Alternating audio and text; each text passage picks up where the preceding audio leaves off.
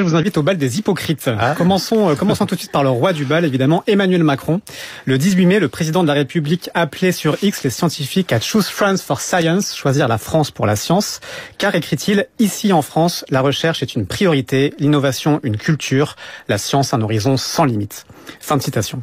Alors, beaucoup de scientifiques ont dû s'étrangler en lisant cette déclaration, tant ils alertent depuis des années, voire des décennies, sur la précarité énorme de la recherche française. Et les choses ne vont qu'en s'aggravant, puisqu'en 2025, le budget de l'enseignement supérieur et de la recherche a encore été amputé de près d'1 milliard d'euros.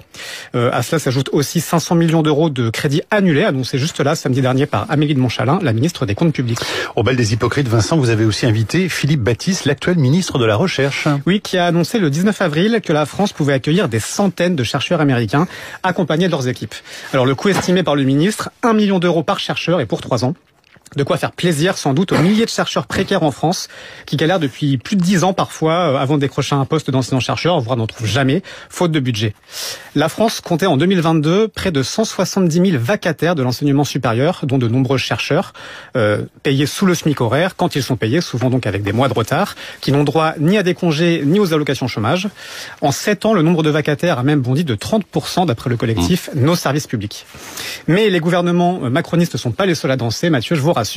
François Hollande vient aussi déposer une proposition de loi pour créer un statut de réfugié scientifique en France.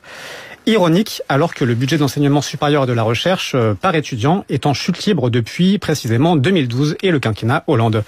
Ce budget s'est effondré de 24% entre 2012 et 2025 selon le calcul de l'économiste Lucas Chancel. Et dans le champ de la recherche sur le climat, Vincent, pour prendre cet exemple, la situation est particulièrement critique. Oui, à Météo France par exemple, où les effectifs ont fondu de près d'un tiers depuis 2008, ceux qui restent témoignent être exténués et déprimés de voir la qualité du travail de leur agence se dégrader. Et enfin, citons l'Institut polaire français en danger, selon les termes récents de l'ambassadeur au pôle Olivier Poivre d'Arvor, et même au bord de l'effondrement, a alerté une tribune de scientifiques la semaine dernière.